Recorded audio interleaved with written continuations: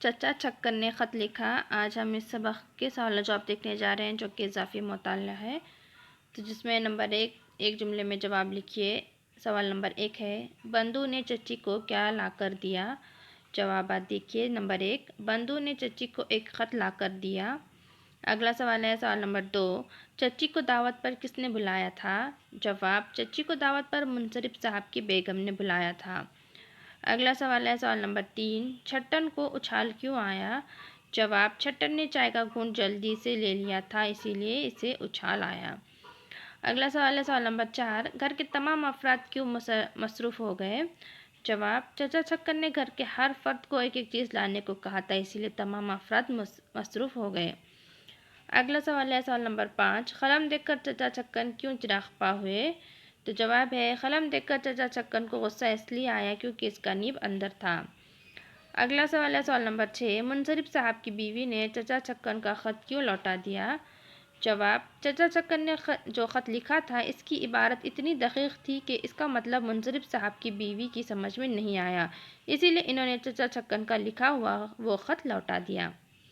اگلا سوال ہے سوال مختصر جواب لکھیے، جس میں نمبر 1 ہے، چچا چھکن کو خط لکھنے کا موقع کس طرح حاصل ہوا؟ جواب، منصرف صاحب کی بیگم کا خط دینے کے کچھ دیر بعد دروازے پر کھڑا ان کا ملازم جواب کا تقاضا کرنے لگا، تو چچا صاحب نے جواب لکھنے کی خواہش ظاہر کی۔ بیگم نے منع کر دیا۔ اتنے میں چھٹن نے جلدی سے چائے کا گھونٹ بھرا تو اسے اچھال آ گیا، ساری کی ساری چائے کپڑوں پر گر گئی۔ ادھر باہر سے آواز آئی، کیوں صاحب ملے گا جواب؟ تب چچی نے گھبرا کر چچا سے خط لکھنے کو کہا، اس طرح چچا کو خط لکھنے کا موقع حاصل ہوا۔ اگلا سوال ہے سوال نمبر 2، خط لکھنے میں کیوں دیر ہو رہی تھی؟ تو جواب ہے، چچا چھکن نے خط لکھنے کے لیے ایک ایک چیز لانے کا حکم ایک ایک ملازم کو دے دیا۔ 1-2 منٹ میں گھر کا گھر مصروف ہو گیا، مگر چچا چھکن کی ضرورت کی چیزیں مہیا نہ ہو سکیں۔ ایک کو کوئی چیز ملی تو دوسرا خالی ہاتھ چلا آ رہا ہے کہ فلاں چیز نہیں ملی، کوئی کہتا ہے فلاں چیز مخفل ہے، کنجیوں کا گچھا ڈھونڈا جا رہا ہے۔ اس طرح خط لکھنے کے وسائل مہیا نہ ہونے پانے کی وجہ سے خط لکھنے میں دیری ہو رہی تھی۔ اگلا سوال ہے سوال نمبر 3، چچا چھکن کو خط لکھنے کی اجازت ملنے پر گھر کے افراد پر اس کا کیا اثر ہوا؟ جواب، خط لکھنے کی اجازت ملتے ہی چچا چھکن حرکت میں آ گئے۔ انہوں نے فوراً خط لکھنے کے لیے ضروری سامان لانے کے احکامات جاری کیے۔ کسی کو قلم دوات لانے کا حکم تو کسی کو کاغذ لانے کا حکم دیا، کسی سے لفافے کی فرمائش کی تو کسی سے جاذب لانے کو کہا، اور ہر ایک کو پھرتی سے کام پر چٹ جانے کا حکم دیا۔ اس لیے گھر کے افراد دوڑ بھاگ میں لگ گئے۔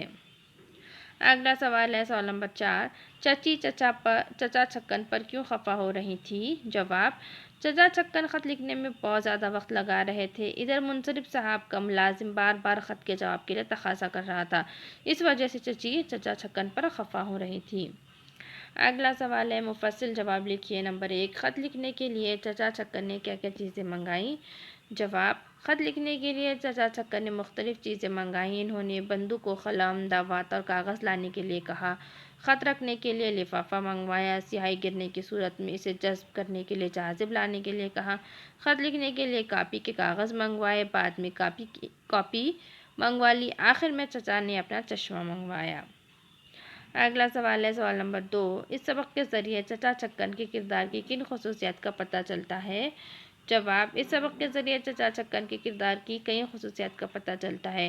چچا کسی بھی کام کو بڑے اہتمام سے کرنے کے عادی تھے۔ چچا پرانے طرز کی تحریر سے واقف تھے، وہ پرانی چیزوں اور پرانے طریقوں کو پسند کرتے تھے۔ ان کی ایک اہم خصوصیت یہ ہے کہ وہ کوئی کام سلیقے سے نہیں کر سکتے تھے، ہر کام کو بگاڑنا ہی جیسے ان کا کام تھا۔ ان کی طبیعت میں غصہ بھی بہت تھا۔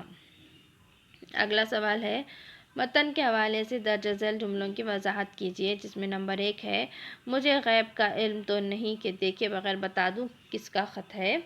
تو جواب دیکھیے، ملازم نے منصرف صاحب کی بیگم کا خط لا کر چچی کو دیا تو چچا چھکن نے سوالوں کی بوچھار کر دی کہ یہ خط کہاں سے آیا ہے، کس کا ہے، کیا لکھا ہے وغیرہ۔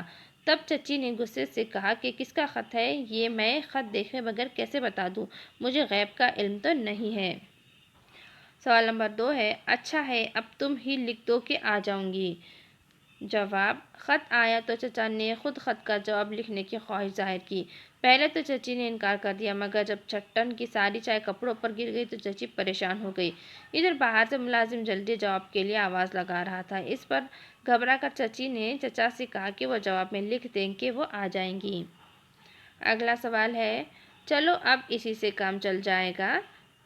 तो वजाहत जवाब देखिए। चचा ने जब ख़त लिखने के लिए कलम उठाया तो इसमें निब नहीं था। निब गायब देखकर इन्हें बहुत गुस्सा आया। गुस्से में चिल्लाकर इन्होंने पूछा कि ये किसकी हरकत है।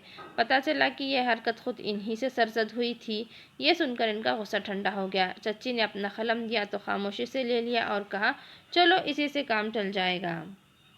अगला सवाल है, हर शिकवा एक नया कागज़ ज़ाय करने की तमहीद। जवाब, चचा छक्कन के ख़त लिखने की सरगर्मी पर लिखा गया यह फ़करा इनके ख़त लिखने के जुनून को वाज़ा करता है।